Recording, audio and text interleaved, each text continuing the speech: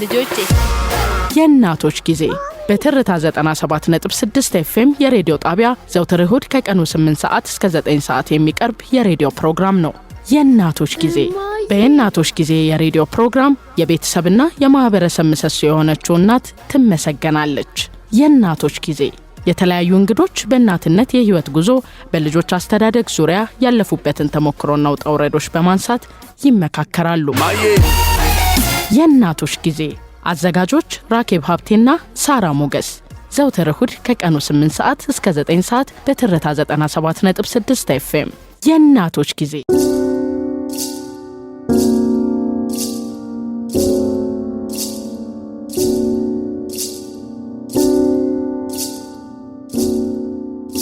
ሰላም ጤና ይስጥልን ውድ የእናቶች ጊዜ ተከታታዮቻችን እንደምን ሰነበታችሁ? የእናቶች ጊዜ ፕሮግራማችን እነሆ ሰዓቱን ጠብቆ ልክ 8:00 ሲል ወደ እናንተ ሊደርስ ዝግጅቱን ጨርሷል። እንደተለመደው አንድ ርዕሰ ጉዳይ ይዘን እንመጣለን። እናትነትን ማዕከል ያደረገ አንድ ርዕሰ ጉዳይ ይዘን ወደ እናንተ ለመድረስ ዝግጅታችንን ጨርሰናል። አንድ እናትም አብራናለች። እኔ አንቺ ነው ምላት። እንግዲህ እንደምታውቁት የዚህ ፕሮግራም አዘጋጆች ሳራ ሞገስና ራኬብ ሀብቴ ነን። እንግዳችን ወይዘሮ አስራት ጥላሁን ትሰኛለች። ያው ከልምዷ ከተሞክሯ ከብዙ ነገሮቿ ጨልፋ ከናንተ ጋራ የልምድ ልውውጥ ነው የሚባለው ራኬብዬ ለማድረግ እንግዲህ ስቱዲዮአችን ድረስ መታልናለች። ራኬብ ሳምንትሽ እንዴት ነበር? እንዴት ቆየሽ? እግዚአብሔር ይመስገን መልካም ነበር። ያው ከጾም በኋላ ትንሽ ቢዚ ነው። ብዙ ጉዳዮች አሉ፣ ግብዣዎች አሉ ምናምን ደስ ይላል ከበዓል በኋላ። እውነት ነው። በተለይ ደግሞ እንደዚህ እሁድ ቅዳሜ ሰርጎች የሚበዙበት የተለያዩ ዝግጅቶች የሚበዙበት የሚያዝያና የጥር ወር የሚታወቀው በዛ ነው። እንግዲህ አድማጮቻችን ደግሞ ከዚህ ከግርግሩም ከሰርጉም ከሁካታውም ትንሽ ፋታ ሲያገኙ የእናቶች ጊዜን ከፍተው ሲያደምጡ ደግሞ ምን ያገኛሉ የሚለውን አብረውን በመቆየት የሚያገኙት ይሆናል። ወደ እንግዳችን ልንሄድ ነው። ወይዘሮ አስራት እንኳን ደህና መጣሽ። እንኳን ደህና ቆያችሁ። እንግዲህ በመግቢያዬ ላይ እንደገለጽኩት አንዲት እናት ብቻ ብዬ ቆንጸል አድርጌ ነው ከልምድሽም ከሁሉ ነገርሽም ቀንሽ ያስተዋወቅኩሽ። ያው አንቺ ምለው ከቅርበታችን እንደ እናትም ደግሞ እንደ እናት አንቺ የሚባል የለም አይደል? እናቶቻችንን አንቱ አንልምና እንደ እናትም አንቺ ብለን ነው ያስተዋወቅንሽ። ልምድሽ ተሞክሮሽ በተለይ ደግሞ ያሳለፍሻቸው የህይወት ውጣ ውረዶች ካንቱ በላይም ቢኖር የሚያሰጡ ናቸው። እኔ ቆጥቤ አንቺ ወይዘሮ አስራት እናት ብዬሻለሁ። ካንቺ ግን ራስሽን አስተዋውቀሽ እንድትጀምሪልን እድሉን ልስጥ። እሺ፣ በመጀመሪያ እንኳን ለዚህ ጊዜ አደረሰን። እንዳልሽው ቅድም ብዙ ድግስም ብዙ ጥሪም ብዙ ሰርግም ቀለበትም ሁሉ ነገር የሚደረግበት ጊዜ ነው። የደስታ የፍስሐ ጊዜ ነው። ደስ ይላል እና ያንን ጊዜን በመጠቀም እኔንም ደግሞ እስኪ ነይ እናታችን ወደኛ ደግሞ ትንሽ እንጨዋወት ብላችሁ ስለጋበዛችሁን በመጀመሪያ በጣም አመሰግናችኋለሁ። እግዚአብሔር ይስጥልኝ። ሲቀጥል ደግሞ ይችን ጊዜ ለሰጠን አምላክ ለፈጣሪያችን ደግሞ ምስጋና አቀርባለሁ። እግዚአብሔር የተመሰገነ ይሁን። አሜን። እኔ እንግዲህ ያው ስሜን እንደተናገርሽው አስራት ጥላሁን እባላለሁኝ። የተወለድኩትም ያደግኩትም የኖርኩትም አዲስ አበባ ከተማ ነው። ተወልጄ ያደግኩት በ6 ኪሎ በሚባለው አካባቢ ነው። የተማርኩትም በዛው አካባቢ የአንደኛ ደረጃ በጥንቱ አማ ደስታ የሚባለው እስከ አንደኛ እስከ 8ኛ፣ ከዛ ደግሞ ከ9 እስከ 12 ተፈሪ መኮንን፣ ከዛ ደግሞ ቀዳማዊ ሥላሴ ዩኒቨርሲቲ አሁን አዲስ አበባ ዩኒቨርሲቲ የሚባለው ውስጥ ደግሞ የዩኒቨርሲቲ ትምህርቴን ተከታትያለሁ። እንደው እዚህ ጋር ላቋርጥሽና ወቅቱ መቼ ነበር? እንግዲህ እኔ የተወለድኩት ሴቶች እድሜ አይናገርም ይባላል። አንደምርም ምንም ችግር የለውም። የትምህርት ዝግጅትሽንና ወቅቱ እኔ እድሜንም ብናገር በጣም ደስ ይለኛል። እግዚአብሔር የሰጠኝ እድሜ ስለሆነ ምንም የማፍርበት አይደለም። እኔ የተወለድኩት ነሐሴ 7 1945 ዓመተ ምህረት አሁን እግዚአብሔር የተመሰገነ ይሁን 72ኛ ዓመቴ ነው። በጣም ደስ ይላል። ከዚህ በላይ ታዲያ በጣም የሚያኮራና የሚነገር ነገር ምን አለ? የምኮ ሲታደሉት ነው። በጣም የእሱ ስጦታ ነው። በጣም ነው የማመሰግነው። ጤነኛ ነኝ እና ከዛ እንዳልኩት ይሄ ኤሌመንታሪ ትምህርት ቤት እና ሀይ ስኩል የጨረስኩት በ1963 በኢትዮጵያ አቆጣጠር ነው የምንጠቀመው። ከዛ ደግሞ 4 አመት ጨምሩበት በ1967 ደግሞ ዲግሪን ወሰድኩኝ። የሀይ ስኩል ወይም የአንደኛ ከተፈሪ መኮንን ስንመረቅ 12ኛ ክፍል በዛን ጊዜ የነበሩት ግርማዊ ቀዳማዊ አጼ ኃይለ ሥላሴ ቤተ መንግስት ድረስ ተመርጠን ማለት ነው ከ1 እስከ 10 የወጣን ልጆች ተብሎ ከየትምህርት ቤቱ ሄደን ከሳቸው እጅ ነው እንትኑን የወሰድነው። የሀይ ስኩል ዲፕሎማ ነበር የሚባለው በዛን ጊዜ የወሰድ ነው። ለምን ጠየቅኩ መሰለሽ?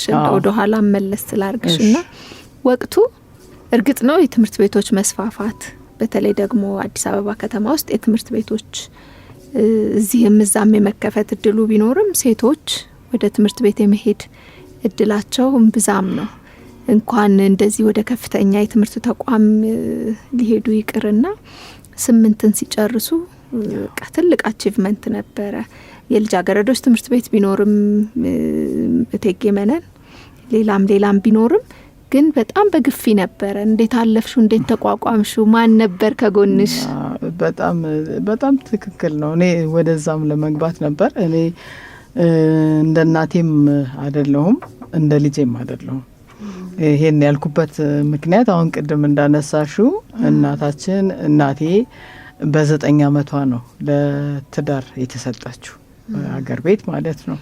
ከዛ አብረው ይደጉ ተብለው ለአካለ መጠን እስከሚያደርሱ ድረስ አብረው አድገው ከዛ በኋላ ነው እንግዲህ ወደ ልጅ መውለድም የተገባው። እንደ እናቴ አይደለሁም ያልኩት እኔ ደግሞ ቅድም እንዳልሽው እስከ 12ኛ ክፍል ድረስ አላገባውም።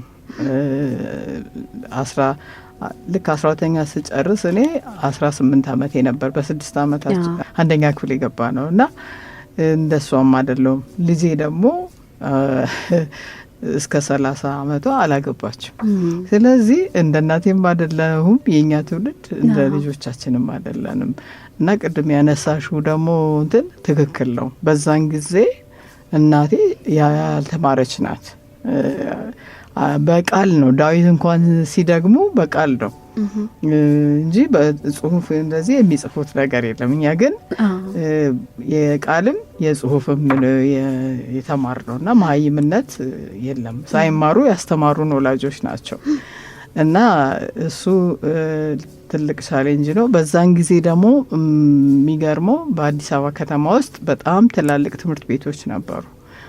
የውጭ ትምህርት ቤቶችም እንደገናም ደግሞ የመንግስት የሚባሉ ትምህርት ቤቶች እኛ አሁን የተማርንባቸው ትምህርት ቤቶች ለምሳሌ ሀይ ስኩል ስንገባ ከአማርኛ አስተማሪ ከአማርኛ መምህር በስተቀር በሙሉ የውጭ ሀገር ሰዎች ነበሩ እና ያ በጣም ሲስተሙም ደግሞ የብሪቲሽ ሲስተም ነው የሚባለው። የአሜሪካን ሲስተም ይሄ ቹዝ አይደለም፣ ዲስከስ ኤክስፕሌን የሚል የትምህርት አይነት ነው እና ቁጥራቸው አነስተኛም ቢሆን በጣም ምርጥ የሆኑ ትምህርት ቤቶች ናቸው። እንዳልሹ እንዳሁኑ የበዛ ትምህርት ቤት አይደለም። የተማሪውም ቁጥር አልበዛም። ወደ ሴቶች ትምህርት ደግሞ ስንመጣ እንደተባለው በጣም አነስተኛ ቁጥር ነው ለዛ የሚበቃው እና እኔም ፐርሰናሊ ሁሉም ቤተሰቦቼ በጣም ያግዙኝ ነበረ ጎበዝም እንደሆን በቃ ከሁሉም በላይ እንደሆነ እና ከ1 እስከ 10 እየወጣ ነው ሀይ ስኩል የጨረስኩት እና እግዚአብሔር የተመሰገነ ይሁን። ፕላስ ደግሞ በእምነት ደግሞ በግብረ ገብ የሚባል የትምህርት አሰጣጥ አለ። በዛም ደግሞ በጣም ትምህርት ቤት ትማሪያለሽ፣ ቤት ገብተሽ ደግሞ ስራ መስራት አለብሽ። እኔ ልብስ ማጠብ ወድ ነበረ፣ ቡና ማፍላት አልወድም። ቤት ማጽዳትና ልብስ ማጠብ ወዳለሁ። በዛ በቃ ደስ ይለኛል። ሌሎች ስራዎች ወደ ኋላ ስለምመጣ ከባልተኛው ጋር ሌሎች ስራዎችማ ያው እንደተጠበቀ ነው። እሱ ዳቦ መጋገርም እንጀራ ስትጋግሪም በእንጨትና በቅጠል ነው። ይሄ እየለበለበሽ ነው ወደ ላይ አድርገሽ ሰዓቱ እያቃጠለሽ የሚጋገረው እና ሁልጊዜ መጨረሻ ላይ እንጎቻ ምጣዱ ላይ ያው እንደዚህ በኤሌክትሪክ ምጣድ እኛ አናውቅም ጊዜ እና ሁሉም ላይ እንካፈላለን። ለዛ ብዙ ጊዜ እንትን አለ፣ ጸበል ጠላ ይጠመቃል። ማጠብ አለብሽ፣ ግራዋ አለ ማገዝ አለብሽ፣ ጌሾ መውቀጥ አለብሽ። የቤቱንም የውጭንም ነው ሁሉንም ይዘል። ገበያ ትሄጃለሽ ተከትለሽ፣ በሳምንት አንድ ቀን ቤተክርስቲያን ትሄጃለሽ፣ ልብስ ታጥቢያለሽ እና የቤቱም ስራ እንደተጠበቀ ነው። በጣም ደስ ይላል እና በዛውም ላይ አኗኗሩን ትማሪያለሽ።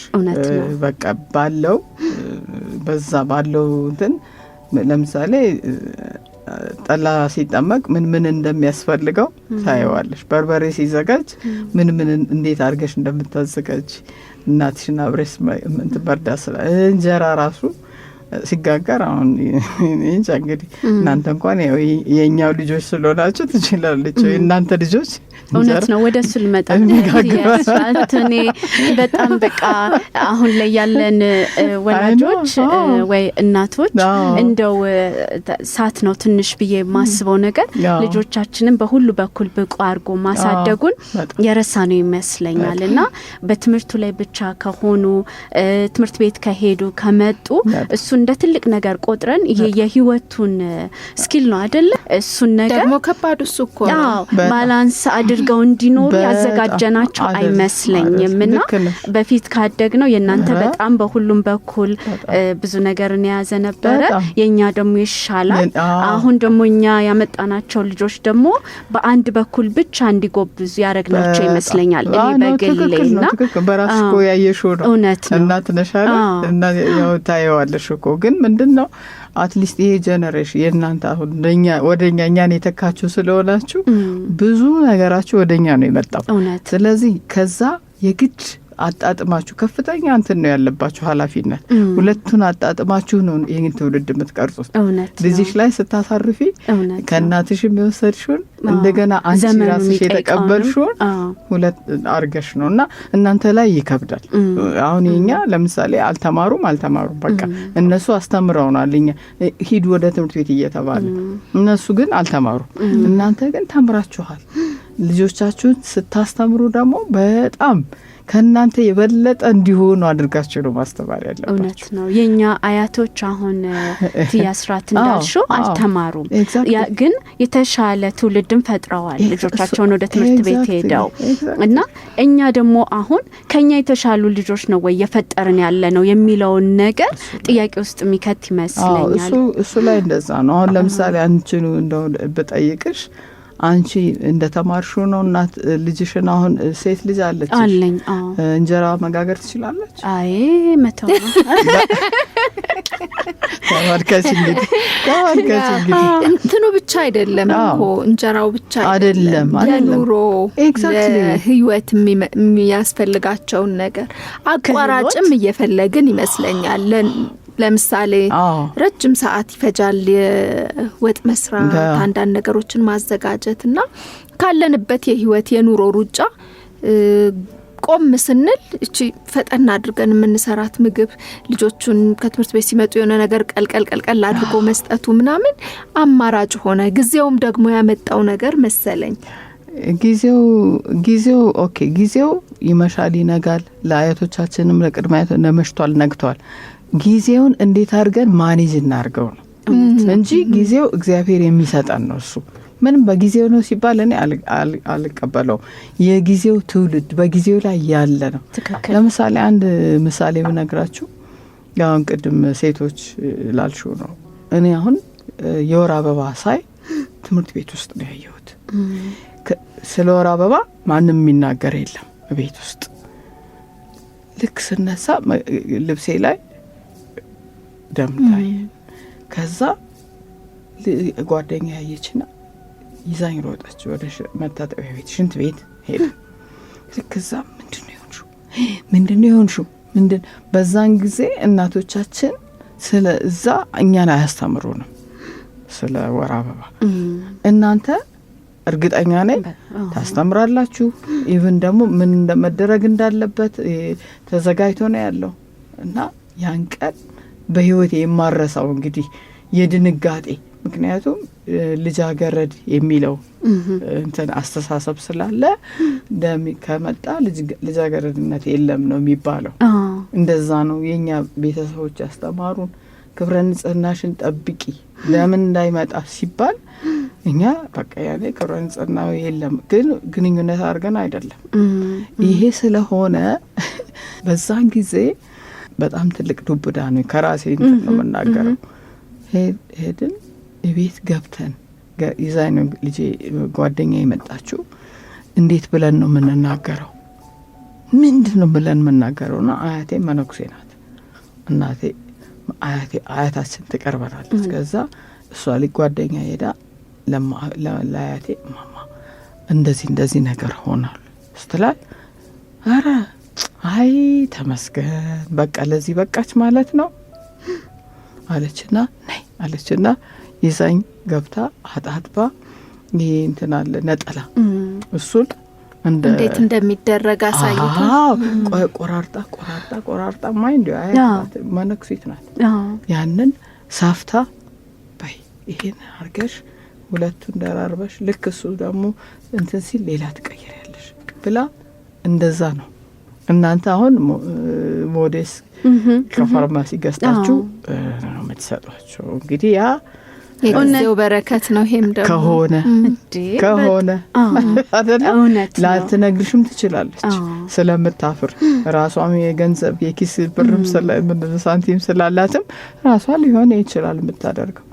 እና እንቅስቃሴያችንን ይቆጣጠራሉ ማለት ነው። ያ መጣ ማለት በቃ ትልቅ አንድ እንትን ተሻገርሽ ማለት ነው ለሴቶች። በቃ ሴት ሆንሽ። ስለዚህ ምንድነው የሚጠብቅሽ? ትዳር፣ ማግባት፣ መውለድ። በቃ እንደዚህ ላይ ቲያስራትን የመጠየቅና ማንሳት የምፈልገው በዛ ዘመን አሁን ቅድም ስትይ እንደነበረው እንኳን ሴት ተማሪ ብዙ ተማሪ ባልነበረበት ሰዓት ከዛ ደግሞ ሴት ሆኖ ሳሪ እንዳለችው የከፍተኛ ትምህርት ደረጃ ድረስ ደርሰሻልና አምሹር በዛ ሰዓት ያንን ያልደረሱ ጀምረው ያቆሙ ወደ ኋላ የተሰናከሉ በተለያየ ምክንያት ብዙ ሴቶች እንደሚኖሩ እርግጠኛ ነኝ። እንኳን በዛ ጊዜ አይደለም አሁንም ዘመን ተሻለ በምንልበት በተለያየ ምክንያት ወደ ኋላ የሚጎተቱ ሴቶች አሉና እንዴት ነበር አንቺ ወደፊት የገፋሽው? የቤተሰብ እገዛ ነው ወይስ የራስ አቋምና የምንፈልገውን ማወቅ ነው? የትኛው ነገር ነው ያገዘሽ?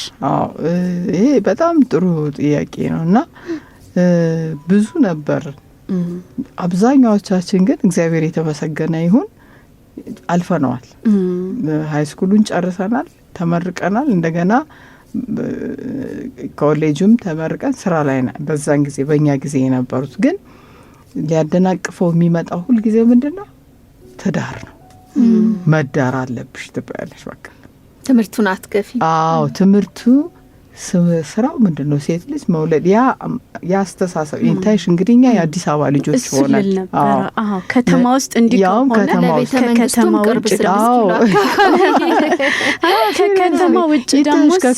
ውጭ የሆኑ ደግሞ ሴቶች በቃ አግብተው አብዛኛዎቹ አሁን ውጭ ያሉት ስትሰቢያቸው አስተማሪዎቻቸውን ነው የሚያገቡት ብዙ ጊዜ። ሴቶቹ ብዙ ጊዜ አይናቸው የሚጣልበት ተማሪዎቹ ላይ በመምህራኖቻቸው ጎበዝ ያለችው ትንሽ ቀደም እና ቆንጆም የሆነችው ብዙ እንደ ቤተሰብ ከአዲስ አበባ ውጭ ያሉትንም ስታይ የመጀመሪያ ባሎቻቸው መምህራኖች ናቸው። ዘፈኑም አለ አይደል? የሰርግ ዘፈን ወሰዳት አስተማሪ፣ የኛ ሙሽራ ሹራብ ሰሪ ወሰዳት አስተማሪ ይባላል ነበር። ትልቅ ስራ ትልቅ ሙያ ነው እኮ ያኔ። ከአስተማሪ ካለፍሽ ምንድነው ሚሊታሪ ነው። አስተማሪው ካለፈሽ የግድ ወታደር ይወስድሻል። ሚሊታሪው ደግሞ የተራ ወታደሩ ሳይሆን እንትን ውስጥ ያለው ይሄ ሀይ መቶ አለቃ ምናምን አየር ኃይል እንደዛ አካዳሚ ስላለ በዛን ጊዜ ማለት ነው። የአየር ኃይል አካዳሚ አለ፣ የሀረር አካዳሚ አለ። እንደዛ ሀይ ስኩል ጨርሰው ኮሌጅ ገብተው የሚወጡ አካዳሚዎች አሉ። እነሱ ናቸው ደግሞ አይናቸው ነው የሚጥሉብሽ ማለት ነው። ስለዚህ ቻሌንጁ በጣም በጣም ከባድ ነው። ነገር ግን አንደኛ ቆራጥነት ያስፈልጋል የራስሽም፣ ሁለተኛ ደግሞ ቤተሰቦችሽ። በቃ አሁን እኔ አባቴ በጣም እንድማር ጥረት ያደርጋል። በጣም በቃ እንትን በቃ እንዳልፍ እንድወጣ በማደርገው ሁሉ በጣም ደስተኛ ነው እና በጣም ብዙ ነገሮችን በሽልማትም በምንም ያዘጋጅሻል እና ያ ለእኔ ትልቅ እንትን ነው የሰጠኝ ትልቅ። በተለይ ደግሞ 12ኛ ክፍል ጨርሼ ንጉሱ ጋር ሄጄ ያን ሰርቲፊኬት ስወስድ በቃ አንደኛ እናቴ ምን አለች መሰለሽ፣ በዛን ጊዜ እነሱ ደጅ ምንድነው እጅ ይነሳሉ። በዛን ሰዓት ሴት ወይዘሮ ቢባል እንትን አለ። ማክሰኞ ንጉሱን እጅ ይነሳሉ፣ ሐሙስ እቴጌ መነን ሚስታቸውን እጅ ይነሳሉ። አሁን እዛ ስርዓቱ ታውቀዋለች እና አለባበስሽ የሀገር ልብስ መሆን አለበት። አሁን እኔ ከጓደኞቻችን ጋር ሌላ ልብስ ላይ ያሰፋ ነው ለግራጁዌሽን። ከዛ በምንም አለች በምንም ተአምር ንጉስ ፊት ስትቀርቢ የሀገር ልብስ ለብሰሽ እንዴ የቤተ ክርስቲያን ነው ያ ከዛ የተለመደ ነው። ዛሬም እንደዚህ ዝንጥ ብለሽ በሀገር ልብስ የመጣሽው የሀገር ልብስ ለምትለብሹ ተባልኩኝ። እንዴት ብዬ እኛ ያሰፋ ነው ይሄ ልብስ አለ እኮ። በፍጹም ንጉስ ማለት በጣም ትልቅ ክብር ያለው ነው። እግዚአብሔር እኔን ሲመርቀኝ ነው አንቺ ከንጉስ እጅ ወረቀት ምርቃትሽን እንድታገኝ ያደረግሽው። ስለዚህ ሌሊት እንዲሁ ሳለቅስ አድሬ አይኔ አብጧል ብልሽ አታሚ። ምክንያቱም ልጆቹ ሌላ ጓደኞቼ ሌላ ጉርድና እንትን የሚያሰፉት። አሁን እንደው ፎቶግራፉንም አላመጣሁት፣ አልበሙ ማምጣት ነበረብኝ ታዩት ነበረ። እና ልክ ከዛ ሲሄድ ለብሼን ሄድኩት። በቃ በመልበሴ ምክንያት ደግሞ ምን አጋጣሚ መሰለሽ፣ ንጉሱ አነጋገሩኝ። ከዚህ ቀጥሎ ምንድነው የምትሆኚው ተባልኩ።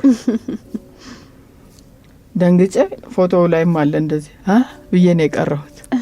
መናገር አልቻልኩም። ከዛስ የት እንድትሄጂ ትፈልጊያለሽ ተብያለሁ። አልሰማሁትም። ይሄን ከኋላ ያለችው አናት የሰማችው ይሄን እኔ በቃ በወድቅ ያለኝ እንትን ምክንያቱም ኤክስፔክት አላረኩም ይሄን። ከዛ በቃ ተደሰቱ እና ፎቶ ሁሉ ተነስተዋል። አሁን እናቴ በቃ የተደሰተችው መደሰት ይሄው ልብስሽን ስለለበሽ የሀገር ልብስ ለዛ ነው። ለምን ሌሎቹን ጓደኞች ይሻላል ነገር እነሱ ሲነግሩኝ ለምን ውጭ ላኩኝ አትይም ነበር።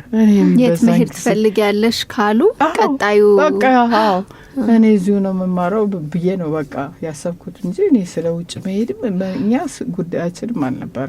ማንም ሄዱ ውጭ መማርም እዚሁ በጣም የተሟላ ትምህርት ስለነበር ከዛ ይሄ ታሪክ ተፈጸመልሻለሁና ያ ትልቅ እንትን ነው። ለእሷም ኮራች።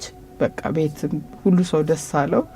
ከዛ የሚቀጥለውን ምርቃት ነው ደግሞ የሚጠብቁት። ግን እዛ ላይ ብዙ ሰው ማግባት አለብሽ ተባለ። በቃ ምክንያቱም በዛ ጊዜ በእድሜያችን 18 ከሞላ ሴት ልጅ ቆማ ቀር ነው የምትባለው፣ ማግባት አለባት። ወይ ጉድ! በቃ አሁን ልጅሽ 18 ሞልታለች። እኔ ልጄን እያሰብኩ ነው። ቆማ ቀር ሳሳቱ እኔ ነኝ ማለቅ ሰው ልጄ ይሁን በቃ ቆማ ቀር ተብላ የግድ መሰጠት አለባት። አለበለዚያ ቤተሰቡ በሙሉ እንደዛ ይባላል ተብሎ ነው የሚታሰበው። ስለዚህ እኔ ደግሞ የኮሌጅ ማለፊያው ምንትን ስላለኝ ቀለበት ይደረግ ተባለ። ይተዋወቃሉ። ኮሌጅ ደግሞ ብዙ ሰው አይን ሊጥልብሽ ነው። እሱም እኮ ሌላ ስጋት፣ እሱ ደግሞ ሌላ ስጋት ነው። ያድርጊ ተባልኩኝ። እሺ ያ ሁሉ ወንድ ብርቅ የሆኑ ሴቶች ገብተው በጣም ብዙ የቁንጅና ውድድር ውስጥ የገቡ ሴቶች ነበሩ። በጣም በዛን ጊዜ ካሉት የሚታዩት እና እነሱ የእነሱ ደግሞ ከኛ የባሰ እድላቸው በጣም ኃይለኛ እንትን ነው፣ መሰናክል ነው። ገብቶሻል? ማግባት አለባቸው። በዛን ጊዜ በጣም የኢትዮጵያ ቁንጅና ውድድር ሴቶች እንትን ይሉ ነበር።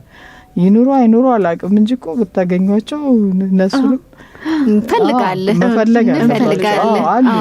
የድሮ የኢትዮጵያ ቆንጆ ሶሻል ሚዲያ ላይ አይቻቃለሁ። የኢትዮጵያ ቆንጆ የተባሉትና አፋጀሺ ይባላሉ። ቅጽል ስም ነው። በጥይት ይተኮሳል ማለት ማስፈራሪያ የኔ ካልሆንሽ ኤግዛክትሊ። እና ቻሌንጁ ከባድ ነው። በዛው መጠን ነው እና ያንን ሁሉ አሸንፈሽ መውጣት ግን በጣም ደስ ይልሻል። በጣም በቃ እንጃ ትልቅ ነገርም ነው። እና ቀለበቱን እንዴት አረግሽ? ረሳሁትም፣ አሳስቦኛል። ቀለበቱ ተደረገ። ትምህርትሽንም ትማሪያለሽ ቀለበቱን አድርገሽ። ከዛ 4ኛ ዓመት ሲመጣ ማለት ነው 66 ደግሞ መፈንቅለ መንግስት እና የአስራት በ18 ዓመትሽ ነው የተዳርሽው? ቀለበት አይዞሽ አሁን ለልጅሽ አይመት እሷ ቢመጣም ብሻትልሽ ሰይ ቢመጣም እንዴ ምን ነው እናቴ ምን ሆነሻል ነው ብትልሻው በጣም በላንተ ሰላም ነው ዳራ ነው። ይሄ እንግዲህ የአዲስ አበባው ነው በጣም የሰለጥ ይሄ ሰምታችሁ ይሆናል። የገጠሩ ደግሞ ምንድነው መጥለፍ አይደል? እናቶች ሴቶች እየተጠለፉ እናትሽም በ9 ዓመቷ ልጅህን ለልጄ የማታውቀው ማለት ነው። በማታውቀው ቤተሰብ እነሱ ናቸው የሚተው እንዴ። ነፍሰ ጡርም እኮ ሆነው ሴት ከወለድሽ ትበያለሽ፣ ለልጄ ትሰጫለሽ። ወንድ ከሆነ ልጅሽን ሴት ልጅ ያገባል ተብሎ እስከዛ ድረስ ነው መተሳሰሪያ፣ ዝምድና ማሰሪያ ማበጃ ነው ተብሎም ስለሚታሰብ ኤግዛክትሊ። ግን ምንድነው የሰውን ፍላጎት ዋን ሳይድድ ብቻ ነው በቃ። የነሱ የቤተሰባቸው የራሳቸው አለ። ሁለተኛ ደግሞ የልጅቷ እንትን ማንም ይሄ ባህልም ይለያያል። ደነገጠች በጣም ከባህልም ይለያያል አይደለም? አሁን ከዚህም የባሰ የሚሰጡ አሉ። ምልሽ አፋር ብትሄጂ የራሱን የቻለ የባህል እንትን አሉ። ሶማሌ ሰሞኑን እንደሱ አይነት መጽሐፍ እያነበብኩኝ ማመን እያቃተኝ መጨረስ አቅቶኝ እየከደንኩ እያስቀመጥኩ ከዛ ነው እያነበብኩ ያልኩና እኛ በጣም በቃ እድለኞች ነን ማለት ብዙ ስቃይ ነው ያለው እውነት ለመናገር እንደ ሴት አይደለ? እውነት ነው። ፈተናው ብዙ ነው።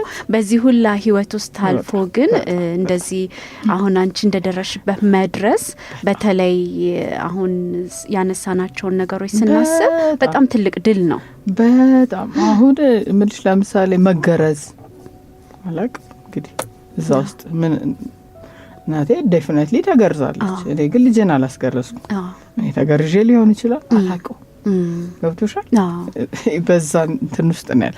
አሁን ራሱ ስቲል አሁንም የልጃገረዶች መገረዝ በአንዳንድ አካባቢ አለ። ባህል ነው አድርገው ብዙ ነገር ጋር ያያዛል አይደል?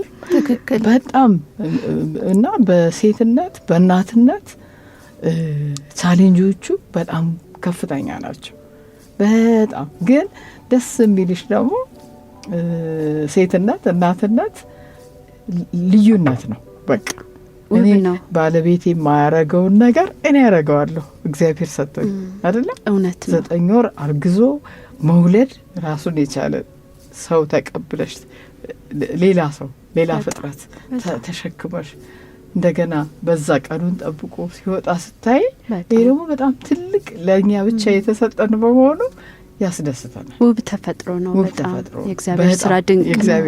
ግን እዚህ ላይ ደግሞ ማንሳት የምፈልገው ቅድም በዘመኑ ያልሽው ነገር ሌሎች ደግሞ አወላለዶች አሉ እንዳንኮራ የሚያደርገን አይደል? የቴስት ቲዩብ ልጆች አሁን ዘመኑ ያመጣው ዘመኑ የወለደው በቴክኖሎጂ ከወንድየው ይወሰዳል፣ ከሴትየዋ ይወሰድና እዛ ውስጥ አዲስ ማህፀን ተሰርቶ እዛ አድጎ እንደገና እንግዲህ ይታይሽ የዘመኑ የቴክኖሎጂው እኔ እንጃ ልማት ይሁን ይሄ ጥፋት ይሁን አላቅም። እሱ እንደተጠበቀው ነውና አንቺም እኔም የተሸከምኩት እናቴም የተሸከመችውና ያንን ደግሞ ስታዩ እንግዲህ ከባድ ጥያቄ ምልክት ሆኖ ያልፋል። ትክክል። ለልጆቻችን ግን ሁሉንም ማሳየት እንዲያውቁ ማድረግ ማንበብ አለባቸው አይደለም? አሁን 18 ሞልቷታል ብለሽ ስትደነግጪ ሌሎች ደግሞ የሚያስደነግጡ ነገሮች ስለሚኖሩ ያንንም አብሯ እንድታየው ባላንስ ማድረግ እንድትችል ማድረግ ባላንስ እንድታረግ በእውቀት ምክንያት ብዙ ነገር ውስጥ እየተገባ ነው። እግዚአብሔር ፍጥረቱን በተለይ የሰው ልጅን ሲፈጥር እውቀቱን ሰጥቶታል። እውቀቱን ግን ለጥሩ ነገር እንዲያውለው ነው እንጂ ለክፉ ነገር እንዲያውለው አይደለም። ስለዚህ እውቀቱን ትውሰድ፣ እውቀቱን ትየው፣ ነገር ግን ለእሷ የሚጠቅማትን ነው ከዛ መውሰድ ያለባት እና ልጆች ያሆኑ ሴቶችም ሆኑ ወንዶች ብዙ አስቸጋሪ ጉዳዮች አሉ፣ ፈታኝ ነገሮች አሉ። እሱን ግን በራሳቸው ሚዛን ላይ እንዲያስቀምጡ የወላጅ ጥረት እሱ ነው መሆን ያለበት። አሁን እኛ እንግዲህ ያንን አጣጥመን አላለ የእነሱ የወላጆቻችንን መሀይምነት ተቀብለን እኛ ደግሞ ከእነሱ ያላገኙትን እድል እናገኝ መሀይምነት እንውጣ ብለን የራሳችንን ይዘን ሄድን። እናንተን ፈጠርን፣ እናንተ ደግሞ የኛን እና የራሳችሁን ባላንስ አድርጋችሁ ልጆቻችሁ መፍጠር ሳይሆን መቅረጽ አለባችሁ። እውነት ነው፣ መቅረጽ አለባችሁ። ምክንያቱም በዚህ መልክ ነው ትውልድ እየተቀባበለ ሊያልፍ የሚችለው። መቋረጥ የለበትም። ቅብብሎሹ ያልፋል። እንደነገርኩሽ ነው። እናቴ ለእኔ ሰጠች፣ እኔ ደግሞ ለልጄ ሰጠሁኝ፣ እሷ ደግሞ ለልጇ ሰጠች። አሁን የልጅ ልጅ አይቻለሁ ብዬሻለሁ። እና እንትኑ ቅብብሎሹ በጣም እናት ላይ ነው አይደል የሚያተኩረው። አሁን አንቺም ሁለታችሁም ልጆች ወልዳችኋል፣ ትዳር አላችሁ። ሁለታችሁ የቤት ኃላፊዎች ናችሁ። ባለቤቶቻችሁም ቢኖሩ ሁሉ ግን እናንተ ላይ ነው። ያንን እናትነት ልዩ የሚያደርገው ያንን እንዴት አድርጎ ነው ያን ቤተሰብ ይዛ የምትሄደው። አንድም ይሁን አራትም ይሁን 10 ይሁን ያን ቤተሰብ ተሸክማ በቃ እንዳይወድቅ አይደለም እውነት ነው ይዛ ትሄዳለች። እና እናትነት ሴትነት የተሰጠ ከላይ የተሰጠ ጸጋ ነው። እውነት ነው፣ ምንም ማናደርገው ነገር ግን ብዙ አይነት እንትኖች አሉት፣ ፈተናዎች አሉት። ያንንም ነው አሁን ቀለበት ማድረጉ ቤተሰብ ለመመስረት ያው መሰረት ነው ተብሎ ስለሚታሰብ ማድረጉ አይደለም። ትምህርትሽ ላይ ግን ልክ ዩኒቨርሲቲ ልትገቢ ስትይ ቀለበት መሰጠቱ እንደ አንድ ፈተና ነው። እንዴት አለፍሹ ብለንም ስላሰብን ነው ጥያቄ ያነሳ ነው። እውነት ነው፣ ፈተና ነው። መከላከያም ነው አይደል? ሰው ሌላ ሰው እንዳይለቅም። ሁለተኛ ደግሞ አንቺ ምን ይሰማሻል መሰልሽ ውስጥሽ እንትነትም ከሌሎቹ የተለየኝ በቃ እኔ አሁን በትምህርቴም እንደገና ደግሞ ባልም አለኝ ብለሽ እንትንሽን ቡስት ያደርግልሻል። ኤነርጂ ቡስት ያደርግልሻል፣ ወይንም ኃይልሽን ያጠናክርልሻል። በቃ እንትን አለሽ፣ አማራጭ አለሽ። ሁሏም ሴት እኮ ያንን ተደርጎላታል። ጊዜው ይለያይ እንጂ አንዳንዶቹ ገና ሲጀምሩ ታጭተዋል። እንደኔ ደግሞ ስጨርስ ከዛ ደግሞ የበለጠ ደግሞ ቆይተውም ደግሞ ይታጨዋሉ። እንግዲህ ባል ስላልመጣ አይደለም፣ ግን የነበረው የእያንዳንዱ ህይወት የቤተሰብ አመራር ያንን እንትን ያደርገዋል፣ እንዲያጥር እንዲረዝም ያደርገዋል። ያሁኑ ግን አይደለም። እኔ ነገርኩሽ፣ የኔ የልጄ ልጅ አሁን 26 ዓመቷ ነው። አግቢ አልኳት። እኔ ከ30 ዓመት በፊት አላገባም። የሚጨርሱት የሚሰሩት የሚዘጋጁበት እድሜ ማስተርሷን ይዛለች። እሱም ብቻም አይመስለኝም። እኔ አሁን እቴ አስራት እንዳለችው በዛ ጊዜ ቀለበት አድርጋ ስትሄድ እንደ መሰናክል ብቻ አይደለም ያየችው፣ እንደ ኩራት እንደ ትልቅ ነገር ነውና በዘመኑ ትዳር ራሱ የሚሰጠው ቦታ በትዳር ውስጥ ሲኖር ያለው ህይወት ራሱ ካሁኑ በጣም ስለሚለይ ክብርም አለው ብዬ አስባለሁ። ያሁን ደግሞ የኛ ልጆች ደግሞ የሚያዩት በተለየ አይን ነው። እንግዲህ ወይ መሰናክሉም ስለበዛ የሚያዩትም በትዳር ውስጥ ብዙ ክፍተቶችም ስላሉ ሊሆን ይችላል። በእኛ አያቶች ጊዜ ግን አይወጣም እኮ እናቶች፣ አያቶች ያንን ነገር ሸፍነው ቤታቸውን ውብ አድርገው ነው ለልጆቻቸው የሚያቀርቡትና ያቺ ሴት ልጅም ያንን ውብ ህይወት ስለሆነ ብዙ ጊዜ የምታየው ትዳር ላይ ትልቅ አክብሮት አላት ብዬ አስባለሁና ያም ሊሆን ይችላል። የኛ ልጆች አሁን ብዙ ምክንያት አላቸው ያንን ነገር የሚፈሩበት።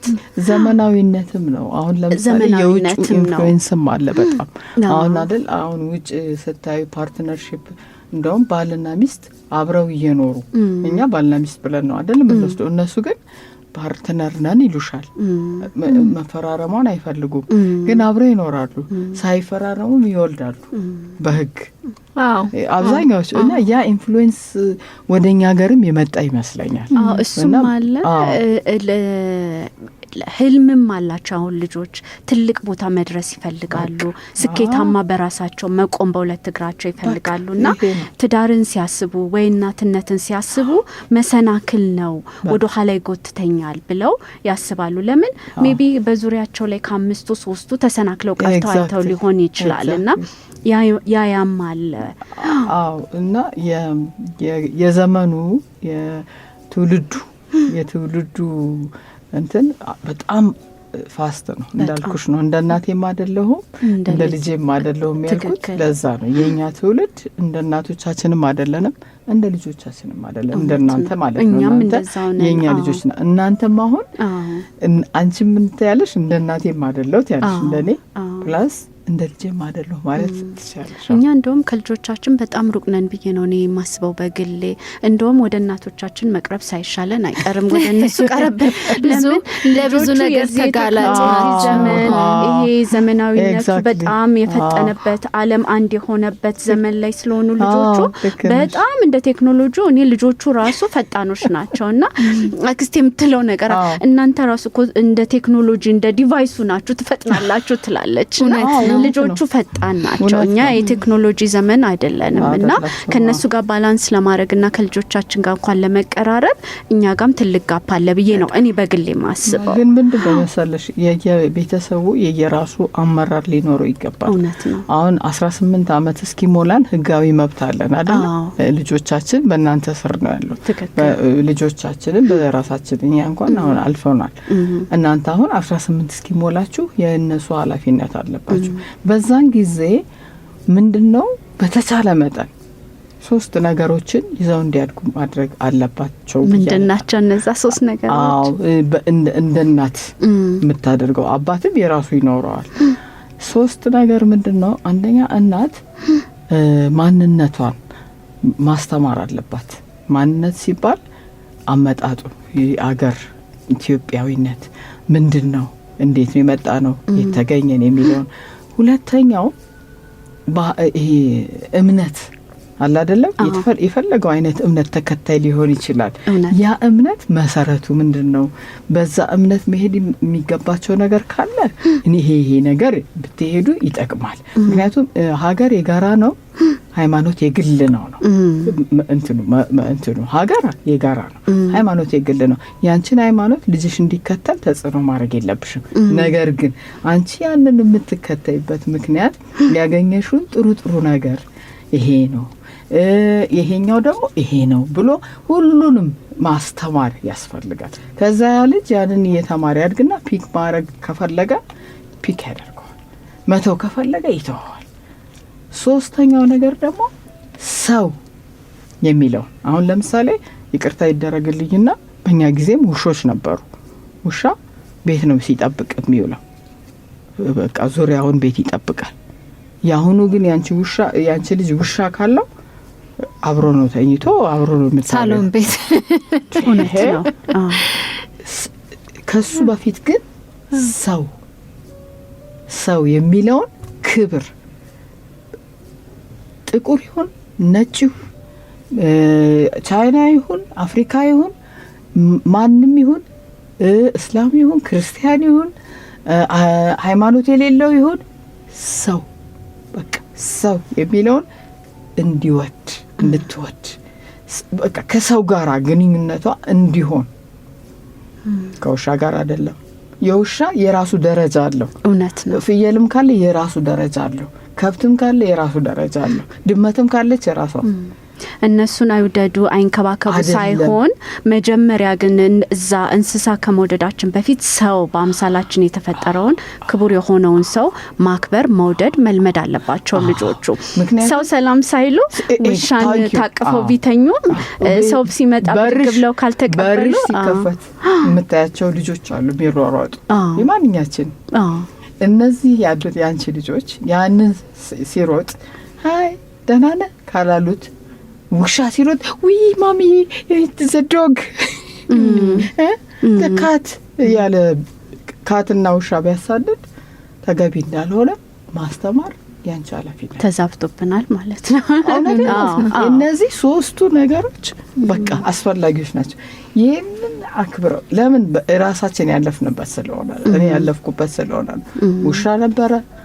ውሾች እንትን አላቸው ቦታ አላቸው። እንደውም ይታሰራሉ ሰው እንዳይበሉ ተብሎ ስፔሻሱም ይለያል። እንደ ሰው ትሪት እናርገው የሚባልም እንደ ሰው እንትንም በለው ሲታጣ እኛ ውሻ ጧን አናውቅም በታሪክ ሲታጣ። እኛ ግን የቤተ እነዚህ የኔ ቢጤ ልጆች ግን ተጣቡ ተብለን እኔ እውነቴን ነው የምልሽ እንደው ማሚዬ እንደው ማሚዬ እንደው ሌላ ነገር እዘዥኝ እያልን ከቤተ ክርስቲያን አምጥተን ተጣቡ ተብለን አጥበናል።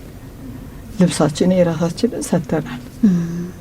ገብቶሻል? የሰው ልጅ በጣም በዛ መልክ ነው ያስተማሩ። እውነቴን ነው የምነግርሽ። እኔም አሁን ልጄንም ሳሳድጋት ቲቴ የምትባል ውሻ ነበረቻት። ነገር ግን እዛስ ግቢ ውስጥ እዛች ቤቷ መኝታ ቤቷ አትገባ። በታሪክ ከበረንዳ ታጫውታታለች። ልጅ ማጫወት ከፈለግሽ ውጪ፣ እዚህ ጋር ያሉት ልጆች አጫውች። በዚህ መልክ ነው እኛም ስናድግ እንደዛ ነው። ውሻ ነው፣ ሰው ነው፣ አህያ ነው፣ ፈረስ ነው፣ ፍጥረቶች ናቸው ብለው እንደውም ያከብሯቸዋል። እነዚህ እንዲህ አይነት መዛባት ልበለው አላቅም ትክክለኛ ቃል ከሆነ ግን እንዴት እንደዛ ሊፈጠር ቻለ? እንደዚህ አሁን እኛ ሰው ከሰው ጋር ያለው ግንኙነት እየሳሳ ልጆችንም ቢሆን ከቤተሰብም ጋር ከሌላውም ጋር ያለው ግንኙነት እየሳሳ ግን አሁን እንዳሉት ከእንስሳ ጋርም ከሌላም ጋር ያለው ግንኙነት ደግሞ በተለየ ሁኔታ ቁርኝቱ ደግሞ ጨምሯልና ይሄ ነገር ስልጣኔ ነው ያመጣው? ምንድን ነው? አንደኛ የውጭ ኢንፍሉዌንስ በጣም አለ። የውጭ ከኢትዮጵያ ውጭ ያለ ተምሮ መጣው የሚለው ኢንፍሉዌንስ አለ።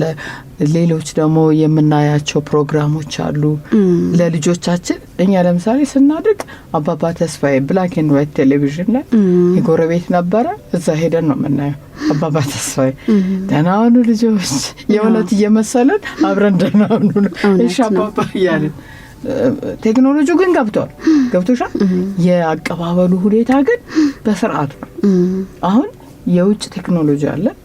አንቺ የምታየውን ፊት እዛ እኮ ጽፈዋል እነሱ 13 ዓመት 12 ዓመት 16 አባብ 16 ይላሉ አይደል? አንቺ ግን ቁጭ ብለሽ ከልጅሽ ጋራ ማየት የማይገባትን ወይ የማይገባውን ቁጭ ብለሽ እንዴት ትፈቅጂላታለሽ? የራሳችንም የቤተሰብ አስተዳደግም ሊደርሺፑ ላይ ችግር አለ። ገብቶሻል? አንድ ልጅ ሲያለቅስ እኛ አንበላም ብለን ካለቀስን እንጀራውን ይወስዱና ወይም ቂጣ ከሆነ ያልቃሽ ልጅ ምሳው ራቱ ይሆናል ብላ እናታችን ደብቃ ምሳ አልበላም ብዬ ካለቀስኩኝ እራት ላይ ያችኑ ትቀርባለች። አንቺ ምን እንደምታረጊው? እንቁላል አልበላም አለሽ ምን ላድርግልህ ኖ ሌላ በእንግሊዝኛ ምን በአማርኛ ሲል አይ እሺ ወይንም ደግሞ ገና ቤቢ ከሆነችው እንትን ታወጭላታለሽ ሞባይል በስጭ አዎችን አየሰፈረ።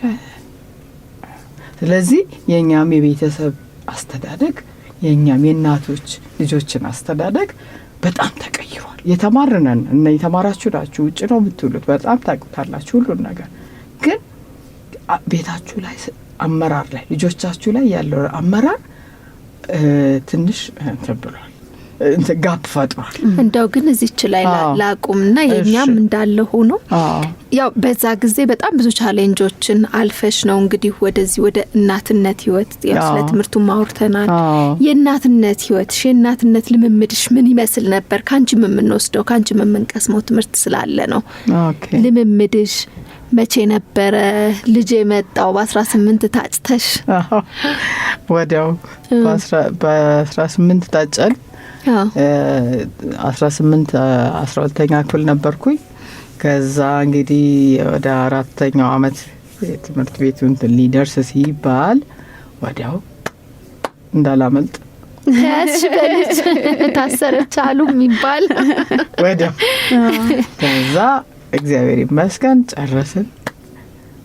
ተወለደች። በዛ ጊዜ ቻሌንጅ አልነበረም አይደለም፣ ልክ ነው ቻሌንጆች ነበሩ በጣም። ምክንያቱም እንትኑ ከና እናቶቻችን እኛን ስፖይል ያደርገውናል። ለምን ልጃችን እንኳን ለማጠብ እድሉን አይሰጡሽም። ትቀጫዋለሽ እናቴ እንደዛ ነው ትቀጫዋለሽ። ምናውቅበት አይመስላትም።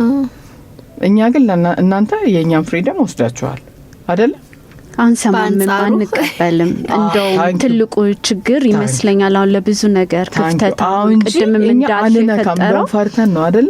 ምን ያው ፍቃድ ጠይቃችሁላ ነው ጠይቄ ነው ልጄ እውነቴን ነው ማለት። እናቴ ደግሞ በእኔ ላይ አዛዥ ነበረች በልጄ ላይ በተለይ። አንቺ ደግሞ ያን ጊዜ ምን እንደሚሰማሽ ደስታ ነው የሚሰማሽ አጋሽ አገኘ ሪሊፍ። አንቺ ሌላ ነው ሩጫሽ ስራሽ ላይ ወይ ተመስገን በቃ። እንደውም እምልሽ አንዳንድ ጊዜ ጡት ማጥባቱ ላይ ነው እንጂ እሷ ማትካፈለው ሁሉን ነገር ራሷ ወስዳት ነው የምትጨራርስልሽ። እኛ አሁን እንዴት ነን? ሰፍ ነው ምትነው በልጄ ስላየው አለበላችም እንደዚህ ያልሆነችም ይሄን ሳሰጧት በቃ እኛ ሁሉንም እናውቃለን ነው እንጂ በቃ ያኛው ኦልድ ፋሽን ነው አያውቁም ብለን ነው ክፍተት። አሁን ልጅሽ አሁን በ18 አመቷ ብታገባ አንቺ ላይ ዘሴም እንትን ነው የምታደርገው። እውነት ነው ዞር ነው የምትለው አይ ካን ማኔጅ ነው የምትልሻል። በቃ ግን ምንድነው ቤዚኩን ላይ እንዳትላዩ ጋፑ ቅድም እንዳልሽው ጋፑ እንዲጠብ ጋፑ እንዳይሰፋ ልጆች መብታቸው በድሮ ተነፍጓል። አሁን ተነፍጓል መብታቸው። የፈለጉትን አያረጉም። አሁን መብታችን ነው ብለዋል። ብለዋል። ግን ያንን ማቀራረብ መቻል ገብቶሻል። አለበለዚያ በጣም እንትኑ ይሰፋና ኢቭን በቃ ለክሪስማስ እንገናኝ ልትልሽ ትችላለች ልጅ። በቃ እኛ አሁን በቀን እናቶቻችንን ካላየን የት ልንገባ አይደለም እንዴ? እኔ ሳድግ እውነት ነው ተዳሪ ሚጂ ካልመጣች እንግዲህ ስልክ የቤት ስልክ ነው ድሮ ያለው አይደል? በድሮ በቤት ስልክ ነው። የግድ ግን መምጣት አለባት። ስልክ ደውላ እንዴት ነሽ አትለኝም። እኔም ስልክ ደውዬ እንዴት ነሽ አይደለም። እኔ ወይ መሄድ አለብኝ ወይ እሷ መምጣት አለባት። አሁን ግን እንደሱ አይደለም። አሁን አንቺ ከእናትሽ ጋራ ከኔ ጋራ እንደሱ አይደለም። ደህና ነሽ ማም እንደዚህ ብትፈልጊ እንደውም ጉዳይ ሲኖርሽ ነው እንትን ፈልጌ ነበር። እውነት ነው ተስፋረጋትና ተስፋ እየቆረጥኩ ነው እኔ እንጂ ልጅ እንዲያው ምታረጊያት እንደዚህ ቀበጡ ታረጊልኛልሽ እባክሽ እንዲፈልግ ነበር ነው የሚሆነው። እነሱ ደግሞ ጭራሽም አይጠይቁሽም። አትፈልግም። የምትፈልገው እንትን አይነቶች ይኖራሉ። አንቺ የምትፈልጋቸው አይነቶች ይኖራሉ። አንቺ እናትሽን እንደምትፈልጊያት ያህል አይደለም እሷ የምትፈልገው። እና ምንድነው በማንኛውም እንትን ይሁን ብቻ በማንኛውም የጊዜም የእድሜም ሁኔታ ይሁን አት ኤንድ ኦፍ ዘ ዴይ እናት ናት። ሁልጊዜም ቻሌንጇ ምኗ የማይጠፋው እናት ናት። እስኪ አባት ብለሽ አወዳድሪው አንቺና ባለቤትሽ ከልጅሽ ጋር እስቲ አወዳድሪው።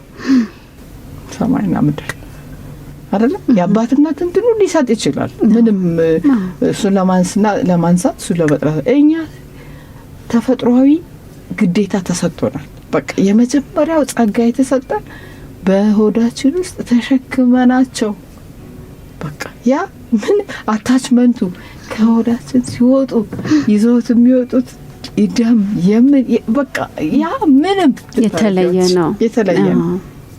አባት የዛን ያህል ስለማያደርግ አይደለም ልንል አንችልም። እና የእናትነት በጣም የተፈጥሮ ጸጋ ተሰጥቶናል፣ እግዚአብሔር ይመስገን። እንደገና ደግሞ የህይወትም ቻሌንጅ ተሰጥቶናል። በዛ ምክንያት እያለን አይደለም ትግል አለ። ደህና ነሽ? አሞሻል እኮ አንቺ። ደህና ነኝ። አሞሻል። ቢሮ ብዙ ነገር አጋጥሞሽ ነው የገባሽው። ደህና ነኝ። ያችን ግዴታሽ ነው የምታሟይ። ያ ቤተሰብ እንዲሄድ ነው የምትፈልጊው። ያ ልጅ እዛ ቦታ እንዲደርስ ነው የምትፈልጊው። እናቶቻችንም እንደዛ ናቸው። ቅድም ብለሽዋል። እንደውም ምንም ከነሱ ደግሞ ከኛ የበለጠ ምንም ነገር አያስታውቁም። ፊታቸውም እንኳን አይለወጥም አይደለም። እናቶች በድሮ ጊዜ ባሎቻቸው ሌላ ትዳር ወይ ቅምጥ ነው የሚባል አስቀምጠው ወልደው እያወቁ እየሰሙ አንደኛ ትዳር በበተን ይሆናል፣ ሁለተኛ ኢንካም የላቸውም፣ ራሳቸውን ዘርበል ብለው የሚወጡበት የለም፣ ሶስተኛ ደግሞ ቅድም ያልሽው ነው ከፍተኛ ፍቅር አላቸው ለቤተሰቡ። ያ ቤት እኔ በወጣ ቤተሰቡ ቢበተን፣ እኔ በወጣ ልጆቼ ያን ነገር፣ እኔ በወጣ እንደዚህ የሚለው በጣም በተፈጥሮም በእንትንም ተሰጥቷቸዋል እናቶች። ስለዚህ የግድ ያችንን ዋጥ አድርገው ይዘው ይቀጥላሉ። የእናንተ ቻሌንጅ የለውም አይደለም፣ ይለያያል። ያንቺ ቻሌንጅ እና የልጆች እናንተ ልጆቼ ናችሁ። የኔ ቻሌንጅ እና የእናንተ በጣም ይለያያል፣ ሰማይና ምድር በጣም። አሁን እናንተ ትያስራት ግን የእናንተም ዘመን አሁን እንዳልሽው ቤተሰብ ይደግፍሽም እናትሽ ትኖርም እንጂ ውጪ ወጥቶ ያው የትምህርት ህይወትሽ ላይ እንደው ከታረግን እንጂ የስራ ልምድሽም ቀላል አይደለም። ቢሮ ውስጥ ለምትመጣ ሴት በዛ ሰዓት ትዳሯን፣ ቤቷን፣ ልጆቿን እኩል ማስኬዱ እንዴት ነበረ? በጣም ከባድ ነው። እውነት ነው። ከባድም ነው እሱ። እንደውም የመጀመሪያዎቹ ጀማሪዎቹ እናንተ ትመስሉ። ከባድም ነው። ልክ ነው። ከባድም ነው። ኢንጆይብልም ነው ደግሞ። በጣም ይገርምሻል። መተኛት የሚባለው በጣም በሰዓታት ሳይሆን አይቀርም። ሩጫን ገባሽ አይደለም? ልብስሽንም አንዳንዴ ላትቀይሪ ትችላለሽ። ወደ እንትኑ ነው ምንድነው የተሰራው ፍርአት ምንድነው የሚለው ላይ ነው የምትገቢው። ልጆች እናትሽ ታጥባ ቢሆን ተጠብቅሽም ቤተሰብ አለ አይደል? እዛ ላይ ነው ፎከስ የምታደርጊው። ከዛስ ነገ ልጆች ደግሞ ምን ይዘው ይሄዳሉ የሚለው አለ። ነገ እንዴት ነው የሚሆነው የነገው ደግሞ አለ። ከዛስ እንትና እንደዚህ ሆኖ የቤተሰብ ደግሞ እንትን ማህበራዊ ኑሮ አለ። ማህበራዊ እንትኑ ታይት ነበር ያኔ። አሁን አይደለም ማለት አይደለም፣ ግን አይመስለኝም እንደዛ። ገብቶሻል? ተራራቅ አለ። አሁን ተራራቀ እና ሁሉም የየራሱን ነው የሚኖረው። ያኔ እኮ እንትን አታውቂም። ይሄ የባለቤቴ ወንድምና የባለቤቴ እህትናት አይደለም። በቃ አንድ ላይ ነው ሁሉ ነገር። ቤተሰብም ማህበራዊ ህይወቱ ምንም የተቀራረበ። እሷ እንዲሆነች እሱ እንዲሆነ ብለሽ እዛም ደግሞ ቤት ገና ታንኳኳ ያለሽ። የጎረቤት ጉዳይም የራስ ጉዳይ ነው።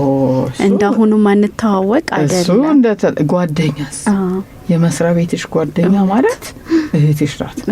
በስማ እቁብ ለምሳሌ ከምታገኙ ደሞዝ እኛ ልብስ ለመልበስ ቄንጠኞች ነን። ያኔ እዛ እንትን ፒያሳ እንትን ማሪያ ቆሻሻ ሰምታችሁ እንደሆነ አላውቅም የምትባል የልብስ ሻጭ አለች፣ ኮትና ጉርድ።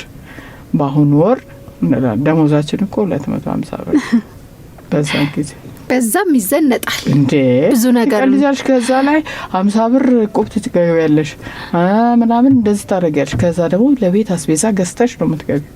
የወር ነው እኮ እንደ የየቀኑ እንዳሁን ቁጥቁጥ የለም። የወር ገዛሹ ይቀመጣል፣ በደንብ ነው የምትሰሪበት።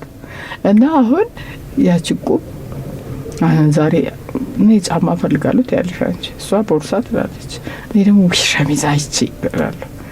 ለዛ ልክ እንትን ስትይ 4 መሆንን 5 እናዋጣለን። በእሺ ሂጂ ጫማሽን ጊዜ የሚቀጥለው የሷ ተራ ነው። እንደዚህ ኮሚትመንቱ ልነግርሽ አልችልም። ያችን ብር ብጥስጥስ ነው የምታደርጊያት። እንደገና ደግሞ ቁብ ተቀማጭ እኮ አለ ደግሞ ቀልድ እንዳይመስልሽ። እና ቤት መስራት አለ። እኔ አሁን ፊሊፕስ የሚባል ነበረ ድሮ ፊሊፕስ ቴሌቪዥን ይሰጥሻል። ከመስሪያ ቤት ተጽፊና በወር እየተቆረጠ ከደሞዟ ይሄን ያህል ኢንች ቴሌቪዥን ውሰድ። እንትን አለ ፍሪጅ፣ ምድጃ አለ። ኢትዮፍ ደግሞ የሚባል ነበረ አለ፣ ስሙ አሁን ተቀይሯል፣ ዋንዛ ምናምን። እሱ ደግሞ የቤት እቃ በቃ አሁን በሚቀጥለው ወር የምግብ ቤት ጠረጴዛ ገዛለሁ ካልሽ እዛ ሄደሽ አጽፈሽ በየወሩ የሚቆረጥ 30 ብር ሊሆን ይችላል። በየወሩ የሚቆረጠው 150 ይሆናል ጠቅላላ።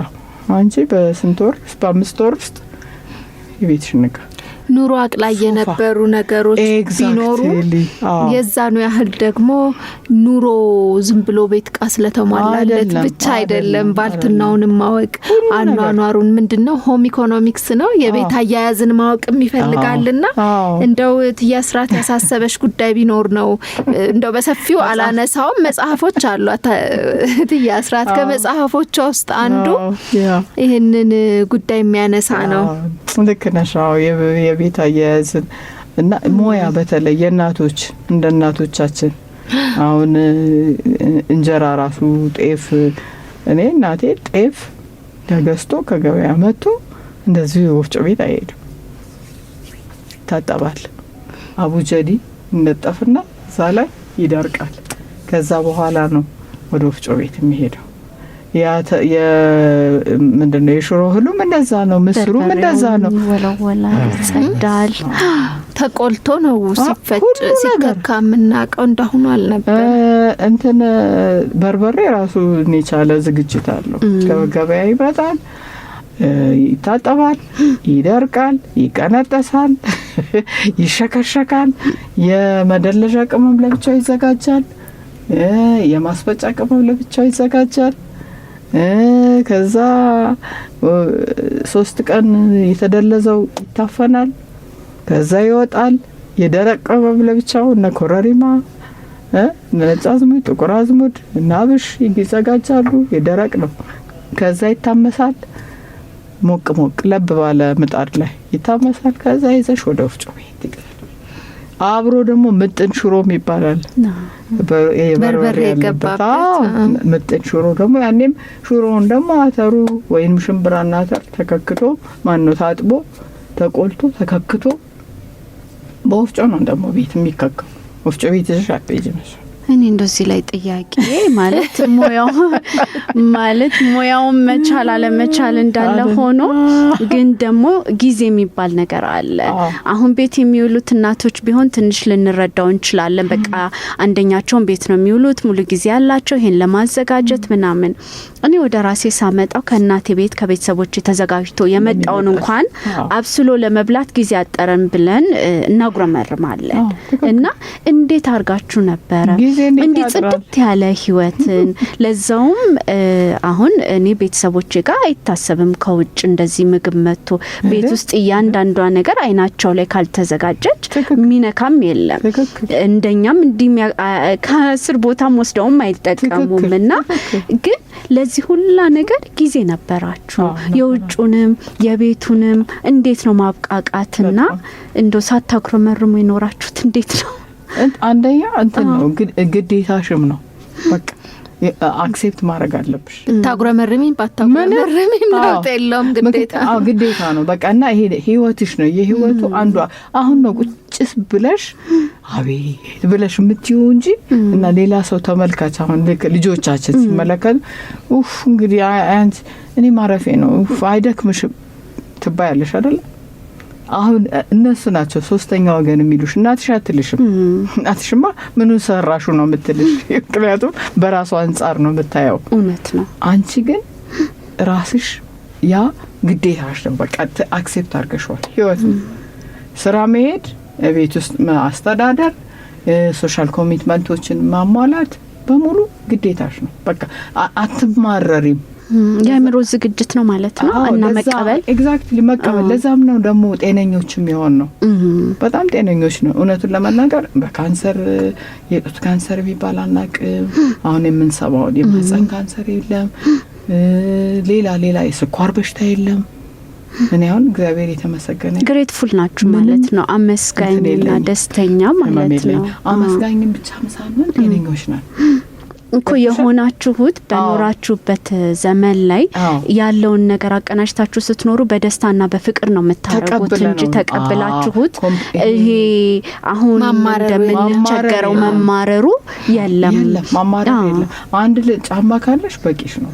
ይሄ ነው 2-3 ካልኖሬም ብለሽ ወይም ቁም ሳጥኑ ያ እንትን ውስጥሽም አይመጣም። ይሄ ያሁኑ አይነት ውድድሩ ሁሉ ካልተሟላ ባለችዋ ቤተሰብ ተደስ ይኖራል ያለውን ነገር አመስግኖ ባለው በቃ ሁሉ ለምን እንደዛ ነው የተቀበልነው ከወላጆቻችን የተቀበልነው በዛ መልክ ነው። እኛ ግን አሁን ከስራ ስንመለስ ያስራት ቅድም አንቺ ከስራ ገብተሽ ቤት ጉድ ብዬ ብዙ አሁንም በእኛ እድሜ ያሉ ብዙ ያንን የሚያደርጉ አሉ። ግን እንደናንተ ደግሞ አሁን በእናንተ ጊዜ ከያንዳንዱ ከስር ያለውን ስራ ጀምራችሁ ቤት ውስጥ ምግቡን ከማዘጋጀት ጀምራችሁ ነው የምታደርጉትና እኛ ምንድነው ምን አይነት ክፍተት ነው ማለቴ ምንድነው የጎደለው?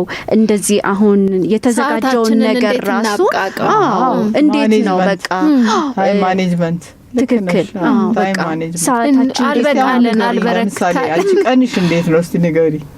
የኔ ቀን ይኸውልሽ አየሽ ገና ጠዋት ልጆች ምሳቃ በማሰር ነው የሚጀመረው። ይኸውልሽ አለሽ ገና ይኸውልሽ እንጆይ በስንት ሰዓት ነው ከመኝታሽ የምትነሺው? 12 11 10 ረጅም ጊዜ 11 ሰዓት ነው የምነሳው። ቤቴ ሩቅ ስለሆነ ልጆቼን ትምህርት ቤት ማድረስበት እንደተጠበቀ ተነሳሽ 11 ሰዓት ታረጊያለሽ። ሻወር ትወስጃለሽ እንበልሽ አዲሶች እናንተ ነው። እኛ በሳምንት አንዴ ነው እሺ ሻወር ትወስጃለሽ። ከዛ በኋላ ያው ቤት ወደ ምድጃው ትይዛለሽ። ቤት አጋዥ አለች ለሷ ኦሬዲ ይሄ ምለው ነገር አለ። ያ በትክክል መደረጉን ለልጆቼ የሚያስፈልገውን ነገር ቼክ አደርጋለሁኝ። እናንተስ ማለት አትበሉም? አንድ ላይ እንበላለን ቁርስ። ግን መጀመሪያ ቼክ አድርጌ ልጆቼ ባልኩት መሰረት መዘጋጀቱን አይቼ 12 ሰዓት ከሩብ ከቤት መውጣት አለብኝ እኔ። ኦኬ ይሄ ሁሉ እስከ ተኩል ማለት ዴይሊ ማለት እስከ 12 ተኩል መውጣት አለ። ነው ይሄ ህይወትሽ? በፊትማ ምን ተኝቶ በፈለጉበት ሰዓት ተነስቶ የሚጨነቅልሽ ኃይል የዛኔ የምጨነቀው ጸጉሬን ተሰርቼ ለብሼ ከጓደኛዬ ጋር የት ሄጄ ኮፊ ልጠጣ ነው። ይኸውልሽ አየሽ አላውቀውም የኛውን ህይወት። ኤግዛክትሊ ስለዚህ 12 ሰዓት ወጣሽ።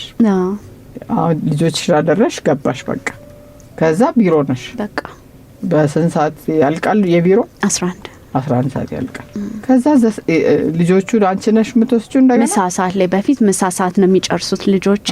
ምሳ ሰዓት ላይ እንደ ሚመቸን እንደ እንትናችን ወይ አባታቸው ግን ይሄንን ህይወት ደስ ብሎሻል የምታረጊው ወይ በጣም የሚደረግ ነገር ነው ለልጅ ለራሷም እንጂ ራሷ ስራዋ ትሄዳለች ልጆቿን ይሄ ታሰት እኛም ይሄንኑ ኢንጆይ አድርገነው ነው። አይ እኔ እንኳን ልክ ነው ደስ ብሎኝ አደርጋለሁ። ግን እናቴ ጋር ዞር ብዬ ነው ያደኩበትን ሳይ የነሱን ጥንካሬ ሳይ የነሱን አንድ ቀን ፊታቸው ሳይጠቁር አሳድገውን እኛ ደግሞ ቤት ውስጥ ለምሳሌ አጋዥ ሳይኖር አጋዥም ኖሮ ትንሽ ነገር ከነሱ ሽሮና በርበሬ አምጥቼ ያችን እንኳን አዋህዶ ለማወገድ እሱን ነው እኛ ለምን እንደዚህ ሆነን ብዬ ያልኩት። እንትኑ ነው ጀነሬሽኑ ነው ሃርድሺፕ አላያችሁ ነገሮች ቀለል እያሉልን ስለመጣ እኮ ነው። እንደ እናቴም አይደለሁም እንደ ልጆቼም እንዳንቺ አይደለሁም። ያንቺ ልጅ ደግሞ እሱ ምን ይላል እንደ እናቴም አይደለሁም የራሴ ነው የሚለው አይደል? ትክክል። እና ምንድነው ዞሮ አፕሪሺየት ማድረግ ያለብን በእናት በመሆንሽ ሴት በመሆንሽ መኩራት አለብሽ። እውነት ነው። እውነቴን ለኛ የተሰጠ ልዩ ጸጋ ስለሆነ ወንዶቹ ጓደኞቻችን አያገኙትም ይሄን ጸጋ አይደለም። አሁን እነሱ መውለድ መሸከም አይችሉም። እኛ ግን እሱ የሰጠን ጸጋ ነው። እውነት እሺ የሰጠን ጸጋ ነው። እውነት ነው። እና እንግዲህ ለማጠቃለል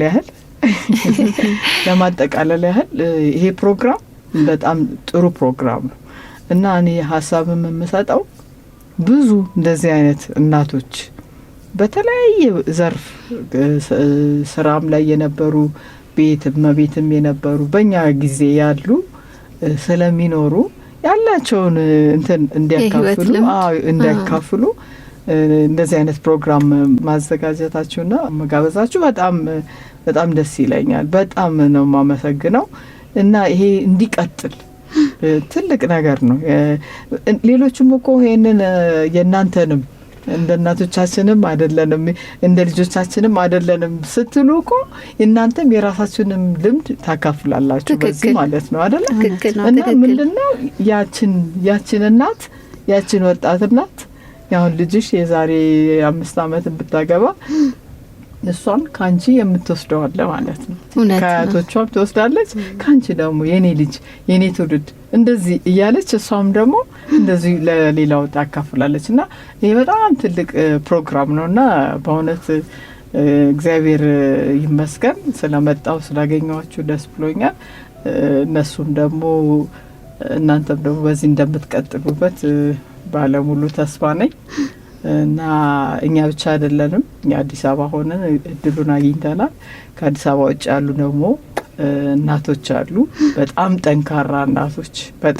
በጣም እኛ የከተማ እናቶች ነን። እውነቴን ነው የምለው። የገጠር እናቶች ማለት እናቴ ለምሳሌ ከገጠር የመጣች እናት ናትና ምን ያህል ጠንካራ እንደነበረች ስለማቅ እንደሱ አይነት እናቶችም ስላሉ አሁን ደግሞ የእናንተንም የሚወክሉ እነሱም ደግሞ እንግዲህ እድሉን አመቻችታችሁላቸው እንደዛ አይነት እንትን ቢኖር ጥሩ ህብረተሰቡ የምትፈልጉት ትምህርት ይተላለፋል ብዬ አስባለሁና እንግዲህ እውነት ነው። ሌላ ጥያቄ ከሌለ እውነት እግዚአብሔር ይስጥልኝ።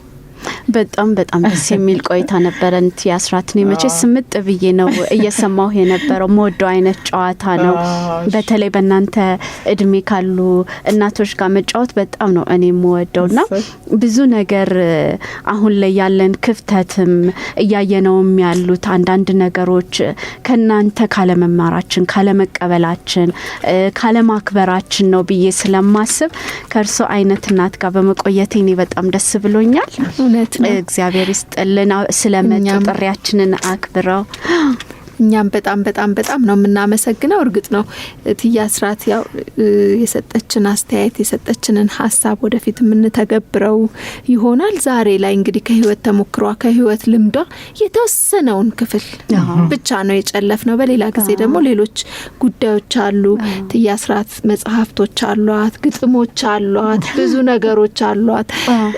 እነሱን አንድ ቀን እዚሁ ስቱዲዮ ተገኝታ ደግሞ ሌላ ጉዳይ አድርገን ወደ አድማጮቻችን የምናደርስ ይሆናል። ስጦታም ይዛልን መጣለች ዛሬ። እቺን ይዛልን የመጣችውን ለኛም ለአድማጮቻችንም የምትሆናትና ያስራት ተሳተፋለች። በስራ የነበራትንም ቆይታ ሌሎች ነገሮችን ደግሞ በሌላ ጊዜ በሰፊው አይጠገብም። ብዙ ነገር በቃ እውነት ነው። እንደ መጽሐፍ እንደማንበብ ማለት ነው። ከናንተ ጋር መጫወትና ደስ ይላል። እግዚአብሔር ያክብር። እቺን ላንባት ፈቀዳችሁ? ፈቅደናል። አዎ እሺ።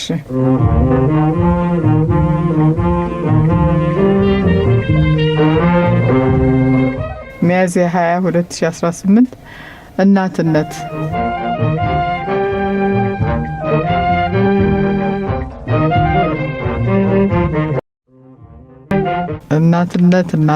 እናትነት የተሰጠ በተፈጥሮ በልዩ ጸጋነት እናትነት፣ ሴትነት፣ እህትነት፣ ሚስትነት፣ ወላጅነት፣ 9 ወር ተሸካሚነት በተሰጣት የተፈጥሮ ጸጋ እናትነት ከዛም ወልዳ ጡት በማጥባት ታማሚ ይሁን ጤነኛ ተቀብሏ ልጇን ስታበላ ስታጠጣ ተንከባክባ ሁሉ ማዕበሉን አልፋ ተራራውን ወጥታ ቁልቁለቱን ወርዳ ሆና በጸጥታ አንዱን ስታስመርቅ ሌላውን ስትድር ቤተሰብ ጠይቃ ከፍላ እቁብ እናድር እናትነት ተከፍሎ መስዋዕትነት ለራስ ሳይኖር የሌሎችን ደስታ ለማግኘት ዘር በማብዛት ትውልድ ማስቀጠል ልጅ የልጅ ልጅ በመባባል ሀገር መገንባት እምነት አጠንክሮ እናትነት ዘመን ተሻጋሪ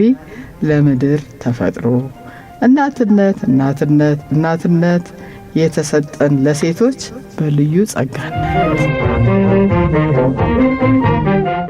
በጣም ደስ ይላል። በተለይ ለእናቶች እናመሰግናለን። እችን በፍሬም አድርገን እናስቀምጣታለን። ማታ ነው በቃ ዝም ብዬ ወደኛው እንደምትመጪ ስታውቂ እናመሰግናለን። የእናቶች ጊዜ ፕሮግራም እንግዲህ ዛሬ ከህይወት ልምድሽ ያካፈልሽበት ለአድማጮቻችን ደግሞ ይጠቅማሉ ብለሽ ያልሻቸውን ሀሳቦች ያደረስሽበት ጊዜ ነበረ። እኛም እጅግ አድርገን እናመሰግናለን። በሌላ ጊዜ ብዙ ጨዋታ ይኖረናል፣ ብዙ የምናገኛቸው እውቀቶች ይኖራሉና እንዲሁ እንደ ዛሬው ስንጠራሽ እሺ ብለሽ እንደምትመጪልን ተስፋ እናደርጋለን። ውድ እናቶች ጊዜ አድማጮቻችን የዛሬ ፕሮግራማችን ይህንን ይመስል ነበረ። ፕሮግራሙን በመምራት እኔ ሳራ ሞገስና ራኬብ ሀብቴ አብረናችሁ ቆይተናል። እናንተም በፕሮግራማችን ላይ ያላችሁን ማንኛውንም ሀሳብና አስተያየት በ9760 አጭር የጽሁፍ መልእክት ብታደርሱን በሚቀጥለው ሳምንት ስንገናኝ መልሰን ወደ እናንተ የምናደርስ ይሆናል። የዛሬው ፕሮግራማችን እንግዲህ ከእትዬ አስራት ጥላሁን ጋር የነበረን ይህንን ይመስል ነበረ። ሳምንት በሌላ ፕሮግራም እስከምንገናኝ ድረስ ቸርን ሰንብት። መልካም ሳምንት ልጆቼ። የእናቶች ጊዜ በትርታ 97.6 ኤፍኤም የሬዲዮ ጣቢያ ዘውትር እሁድ ከቀኑ 8 ሰዓት እስከ 9 ሰዓት የሚቀርብ የሬዲዮ ፕሮግራም ነው። የእናቶች ጊዜ በየእናቶች ጊዜ የሬዲዮ ፕሮግራም የቤተሰብና የማህበረሰብ ምሰሶ የሆነችው እናት ትመሰገናለች። የእናቶች ጊዜ የተለያዩ እንግዶች በእናትነት የህይወት ጉዞ በልጆች አስተዳደግ ዙሪያ ያለፉበትን ተሞክሮና ውጣ ውረዶች በማንሳት ይመካከራሉ። የእናቶች ጊዜ አዘጋጆች ራኬብ ሀብቴና ሳራ ሞገስ ዘውትር እሁድ ከቀኑ 8 ሰዓት እስከ 9 ሰዓት በትርታ 97.6 ኤፍኤም የእናቶች ጊዜ